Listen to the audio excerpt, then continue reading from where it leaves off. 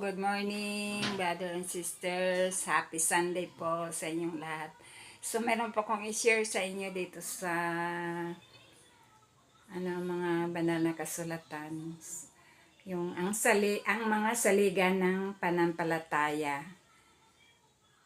13 po ito. Kaya basahin ko po sa inyo, i-share ko po sa inyo kung ano po ang mga saligan ng pananampalataya sa simbahan ni Jesucristo, mga banal sa huling araw. Una, naniniwala kami sa Diyos, ang Amang walang hanggan, at sa Kanyang anak na si Jesucristo, at sa Espiritu Santo. Naniwala kami na ang mga tao ay parurusahan dahil sa kanilang sariling mga kasalanan at hindi dahil sa paglabag ni Adan. Pangatlo, naniniwala kami na sa pamamagitan ng pagbabayad sala ni Kristo ang buong sangkatauhan ay maaaring maligtas sa pamamagitan ng pagsunod sa mga batas at ordinansa ng Ebanghelyo. Pang-apat, naniniwala kami na ang mga pangunahing alituntunin at ordinansa ng Ebanghelyo ay una, pananampalataya sa Panginoong Hesukristo. Pangalawa, pagsisisi. Pangatlo, pagbibinyag sa pamamagitan ng paglulubog para sa kapatawaran ng mga kasalanan. Pang-apat, pagpapatong ng mga kamay para sa kaloob na Espiritu Santo. Panglima, naniniwala kami na ang tao ay kinakailangang tawagin ng Diyos sa pamamagitan ng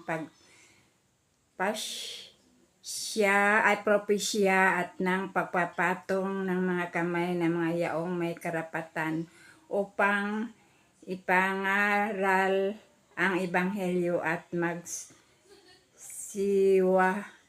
siwa sa mga ordinansa niyaon.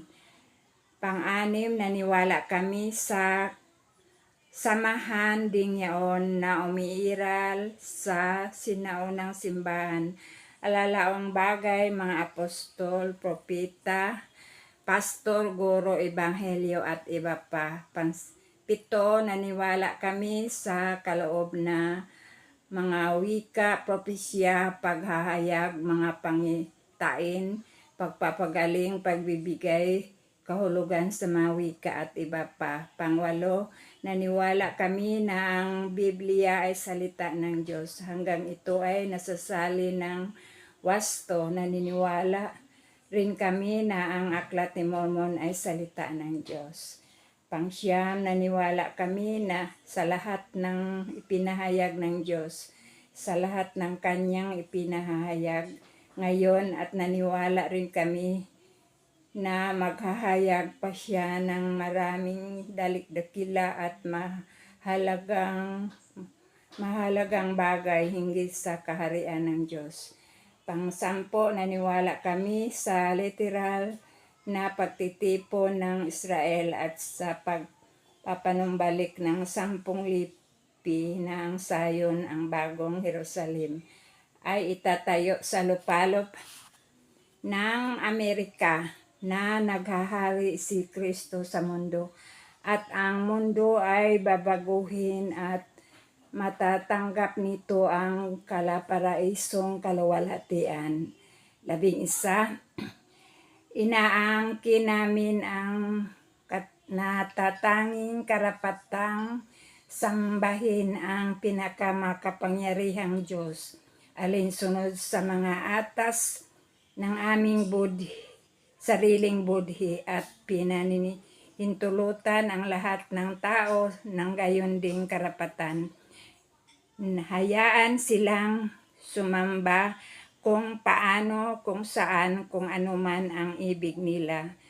12, naniniwala kami sa pagpapasailalim sa mga hari, pangungulo, namamahala at hukom sa pagsunod, paggalang at pagtaguyod ng batas.